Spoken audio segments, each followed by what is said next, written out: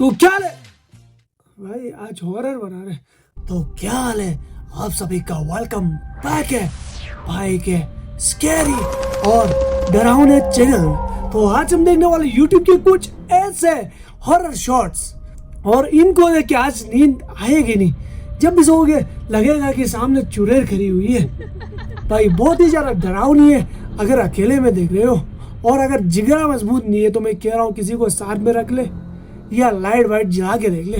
निमरा का मगरिब के वक्त छत पर घूमना, एक खूबसूरत फूल और एक ऐसा आशिक जो इंसान नहीं था। निमरा एक 19 साल की लड़की हर शाम मगरिब के वक्त छत पर जाकर घूमती थी। एक दिन उसने देखा कि एक लंबा नूरानी चेहरा वाला मर्द छत के कोने में खड़ा है। डरने के बजाय वो उसकी तरफ मुस्कुराया और एक लाल फूल उसके सामने गिराकर गायब हो गया। उस रात के बाद निमरा के कमरे में हर दिन एक नया फूल होता। कमरा हमेशा खुशबू से महकता रहता। निमरा खुश थी लेकिन घर वाले परेशान। वो हर वक्त छत पर जाने की जिद करती और उसकी आंखें अजीब सी चमक से भरी होती। एक रात निमरा ने कहा, वो मुझे बुला रहा है, मैं उसकी हूँ। उसके बाद निमरा ने खाना पीना छोड़ दिया और सिर्फ छत पर वक्त गुजारना शुरू कर दिया। घर वालों ने पीर और मौलवी से रुजू किया लेकिन कोई फायदा नहीं हुआ। एक दिन निमरा छत से गायब हो गई। उसका सिर्फ एक लाल फूल मिला जो कभी मुरझाता नहीं था। कहते हैं वो जिनजादा उसका आशिक था और वो निमरा को अपनी दुनिया में ले गया। तुम चाहो तो मैं इसे एक छोटी हॉरर स्टोरी के रूप में भी स्टाइल कर सकता हूँ, मिस्ट्री और थ्रिल बढ़ाकर।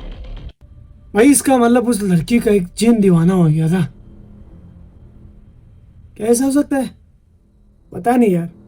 जिन्नात की एक ऐसी मस्जिद जिसमें जिन 1400 साल से नमाज पढ़ रहे हैं। इस मस्जिद को मस्जिद जिन कहा जाता है। ये मस्जिद सऊदी अरब के शहर मक्का मुकरमा में मौजूद है। मस्जिद जिन वो मस्जिद है जिसमें रसूलुल्लाह सल्लल्लाहु अलैहि वसल्लम ने जिन्नात को कुरान पाक की तालीम दी थी और इनके साथ गुफ्तगू भी की थी। इस मस्जिद का जिक्र कुरान मजीद की सूरत जिन में भी मिलता है, जहाँ ये बताया गया कि जिन्नात ने इस मस्जिद में कुरान सुना और फिर आप सल्लल्लाहु अलैहि वसल्लम पर ईमान लाए। इसलिए दीगर मुसलमानों के साथ जिन्नात आज भी इस मस्जिद में नमाज पढ़ते हैं। अल्लाह हमें भी नमाज पढ़ने की तौफीक अता फरमाए। कमेंट में आमीन जरूर लिखें।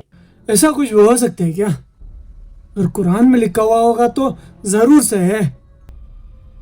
कराची जहां रात देर तक जागती है, मगर कुछ रास्ते ऐसे भी हैं जहां अंधेरा हमेशा का बसेरा कर चुका है। भाई आपका घर भी ऐसी किसी अंधेरी सड़क से गुजरता है तो कमेंट में बताइएगा वहां आपकी क्या हालत होती है। मेरी तो भाई फट जाती है हालत। मुझे तो लगता है कि भाई पीछे से कोई आ रहा है। आपको भी लगता है क्या? सुपर हाईवे के करीब कुछ दिनों से एक अजीब अफवाह गर्म थी। रात के वक्त एक खास टैक्सी में बैठने वाले लोग कभी वापस नहीं आते। ये कहानी एक ऐसे ड्राइवर की है जिसने एक रात गलत मुसाफिर को सवार कर लिया और फिर जो हुआ वो किसी खौफनाक ख्वाब से कम नहीं था। ये राइड आपको याद रहेगी। राशिद खान कराची में एक आम टैक्सी ड्राइवर था। वो रोज सैकड़ों मुसाफिरों को अपनी गाड़ी में बिठाता, किराया वसूल करता और शाम को घर वापस लौटता।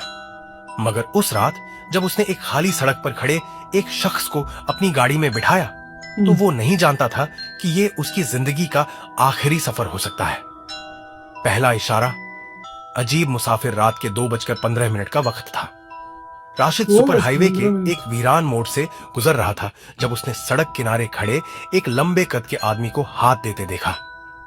मुसाफिर के कपड़े पुराने मगर साफ थे, चेहरा हद से ज्यादा जर्द और आंखें ऐसी गहरी जैसे कोई अंधेरा उनके पीछे छिपा हो। कहां जाना है भाई? राशिद ने गाड़ी रोकते हुए पूछा। मुसाफिर ने आहिस्ता से दरवाजा खोला, अंदर बैठा और सरगोशी में कहा, मलेर कब्रिस्तान के करीब उतार देना। राशिद को एक पल के लिए अजीब सा एहसास हुआ। भाई वो भी इतनी रात को कब्रिस्तान में? भाई पहले तो यही बहुत ज्यादा क्रीपी लग रहा है। इसी से ही समझ जाना चाहिए था कि भाई कुछ ना कुछ तो गड़बड़ है जरूर से। आगे सुनते हैं। कब्रिस्तान के करीब उतार देना। राशिद को एक पल के लिए अजीब सा एहसास हुआ, मगर किराए के चक्कर में उसने ज्यादा नहीं सोचा और गाड़ी चला दी। दूसरा इशारा, गायब होता मुसाफिर। जैसे ही गाड़ी आगे बढ़ी, राशिद ने बैक व्यू मिरर में देखा और उसकी रीढ़ की हड्डी में ठंडी लहर दौड़ गई। मुसाफिर की परछाई आईने में नजर नहीं आ रही थी। राशिद का दिल जोर जोर से धड़कने लगा। उसने खुद को संभाला और कांपती हुई आवाज में पूछा, भाई आप कहां से आ रही है? मुसाफिर ने धीरे से कहा, जहां तुम भी एक दिन आओगे। राशिद का दिमाग सुन्न हो चुका था। भाई उसे यूं महसूस होने लगा जैसे गाड़ी का तापमान अचानक गिर गया हो। उसके हाथ स्टीयरिंग पर जम गए और दिल जैसे सीने से बाहर आने को था। तीसरा इशारा। खत्म न होने वाला रास्ता, मलिर का रास्ता, सिर्फ 15 मिनट का था। मगर हैरत की बात यह थी कि राशिद को लगने लगा जैसे वो 1 घंटे से गाड़ी चला रहा था और रास्ता खत्म होने का नाम ही नहीं ले रहा था। ये कैसे मुमकिन है? राशिद ने गाड़ी की हेडलाइट्स और तेज की, मगर सामने नजर आने वाला मंजर बदल चुका था। वो दोबारा उसी जगह था जहां से सफर शुरू किया था। हाँ। नामुमकिन! राशिद चीखा। उसने घबराकर बैक व्यू मिरर में देखा, मगर अब मुसाफिर की सीट खाली थी।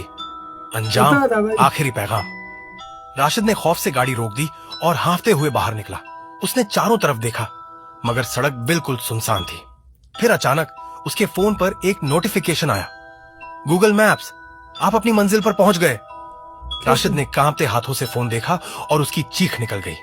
उसका लोकेशन मलिर कब्रिस्तान दिखा रहा था, मगर वो सुपर हाईवे पर खड़ा था। उसी वक्त हवा में एक सरगोशी गूंजी। ये सफर अभी खत्म नहीं हुआ, अगली बारी तुम्हारी है। आज भी वो टैक्सी चलती है। कहते हैं कि राशिद खान का अगली रात एक्सीडेंट हो गया और वो मौके पर ही हलक हो गया। मगर कुछ लोग दावा करते हैं कि आज भी सुपर हाईवे पर वही टैक्सी रात गए देखी जाती है, और अगर कोई उसे रोकता है तो वो कभी वापस नहीं आता। अगर रात को कोई अकेला मुसाफिर मिले तो याद रखना, ये सफर तुम्हारा आखिरी भी हो सकता है। Oh no car. भाई कराची वालों, देख के भाई, अगर गलती से भी इस टैक्सी में अगर बैठ गए ना, तो वो सफर तेरी जिंदगी का आखिरी सफर हो सकता है। बहुत ही ज्यादा खतरनाक यार। वैसे तो इतनी रात को वो बंदा जो बाहर से लिफ्ट मांग रहा था, इतनी रात को क्या कर रहा था वहां पे? यही सोच के उसको दबा के सीधा घर में लैंड करना चाहिए था अपनी टैक्सी को। इसके बाद तो मैं रात को शायद ऐसी टैक्सी में ना बैठूं। यह कहानी लाहौर के मजाफाती इलाके में 2007 में पेश आई, जहां एक पुराना कब्रिस्तान था जिसके मुतालिक कहा जाता था कि वहां रात के वक्त कोई नहीं जाता। लोग दावा करते थे कि उन्होंने वहां अजीबोगरीब साए और सरगोशियां सुनी हैं। आमिर, एक बेखौफ नौजवान, इन कहानियों पर यकीन नहीं रखता था। एक दिन उसके दोस्तों ने शर्त लगाई कि अगर वो रात के वक्त कब्रिस्तान में जाकर आखिरी कब्र पर हाथ रखाए तो वो उसे खाने पर ले जाएंगे। आमिर ने हंसते हुए शर्त कबूल कर ली। आधी रात कब्रिस्तान के अंदर, रात के 12 बजे आमिर कब्रिस्तान में दाखिल हुआ। हवा में अजीब सी ठंडक थी और हर तरफ मुकम्मल सन्नाटा था। रास्ते में जली हुई मोमबत्तियां और बिखरी हुई चादरें पड़ी थीं, जैसे किसी ने वहां कोई अमल किया हो। कदमों की आवाज मिट्टी पर गूंज रही थी और आमिर हर गुजरते लम्हे के साथ बेचैन होता जा रहा था। आखिरकार वो आखिरी कब्र तक पहुंचा। कब्र पर कोई नाम नहीं लिखा था, बस एक पुरानी स्याह तख्ती थी जिस पर धुंधले अल्फाज नक्श थे। जो मेरे पास आया वो कभी लौटा नहीं। आमिर ने एक लम्हे के लिए सांस रोकी, फिर हंसते हुए बोला, भाग जा। सब ड्रामा है, और कब्र पर हाथ रख दिया। और फिर अचानक कब्र के नीचे से हल्की सी सरगोशी गूंजी। तुम आ गए। आमिर का दिल जोर से धड़का। उसने तेजी से हाथ खींचना चाहा, मगर ऐसा लगा जैसे किसी ने उसका हाथ कब्र पर जमा दिया हो। ठंडा पसीना उसकी पेशानी पर नमूदार हुआ और उसके कानों में सरगोशियां तेज होने लगी। हम तुम्हारा इंतजार कर रहे थे। अचानक कब्र के मिटियाले पत्थर पर दरारें पड़ने लगी, जैसे नीचे कुछ हरकत कर रहा हो। आमिर ने चीखने की कोशिश की, मगर उसका गला खुश्क हो चुका था। उसके कदम जमीन से जैसे चिपक गए हों। किसी ने उसका नाम लिया। वो आहिस्ता आहिस्ता पीछे हटा और फिर भागना शुरू कर दिया, मगर कब्रिस्तान का रास्ता उसे समझ नहीं आ रहा था। हर तरफ कब्रें थीं और ऐसा लग रहा था जैसे हर कब्र से धुंधली स्याह परछाइयां निकल रही हो। किसी न किसी तरह आमिर भाग कर बाहर निकला और सीधा अपने दोस्तों के पास पहुंचा, मगर जैसे ही वो बोला, सबकी चीखें निकल गईं। आमिर की आवाज बदल चुकी थी। वो भारी, खोखली और गैर इंसानी लग रही थी। अगले दिन आमिर बीमार पड़ गया और मुसलसल बड़बड़ाता रहा, वो आ रहे हैं, मैंने गलती की, वो मुझे लेने आ रहे हैं। तीसरे दिन आमिर गायब हो गया। उसका कोई निशान नहीं मिला। लेकिन फिर एक रात उसका एक दोस्त कब्रिस्तान के पास से गुजर रहा था जब उसे आखिरी कब्र पर एक साया नजर आया। साया आहिस्ता आहिस्ता मुड़ा और आमिर की शक्ल में बदल गया। कभी कभी कुछ जगह सिर्फ मुर्दों के लिए होती है। अगर आपको किसी कब्र पर नाम ना लिखा मिले तो हाथ मत लगाइए, क्योंकि हो सकता है वो आपके नाम का इंतजार कर रही हो। मुझे तो लगता है कि भाई उसकी आवाज़ चेंज होते ही समझो कि वो पोजेस हो गया होगा। उसके बाद शायद भूत को उसका बॉडी पसंद आ गया, दीवाना हो गया, उसके बाद उसको ले गया होगा। भाई कभी भी ऐसी जगह पे बिल्कुल मत जाएगा। हरामी दोस्त चैलेंज देंगे मगर जाना मत। अगर तुम इस वीडियो को रात में देख रहे हो तो इसे प्लीज स्किप कर दो, क्योंकि पता नहीं तुम इस वीडियो को देखने के बाद क्या रिएक्शन दोगे। मैंने इस क्लिप को रात के 2:30 बजे देखा एंड ट्रस्ट मी, मैं नहीं सो पाया। ऐसा माना जाता है कि इस मूवी के सीन को देखने के बाद काफी सारे लोगों को अटैक आ गया था। ये scene one of the most haunted scenes में गिना जाता है। क्लिप दिखाने जा रहा हूँ उससे पहले वार्निंग, इस क्लिप को रात में मत देखना, और अगर देख रहे हो तो अपने रिस्क पर देखना। और जो भाई देखूं, देख लेते यार, क्या जाते हैं, कोई आ ना जाए बस। तो भी इसे देख ले वो कमेंट बॉक्स में अपना रिएक्शन जरूर बताएं। मैं सारे कमेंट्स को पढ़ूंगा और उन्हें लाइक करूंगा। ओके। ओ एक लड़की आ रही है।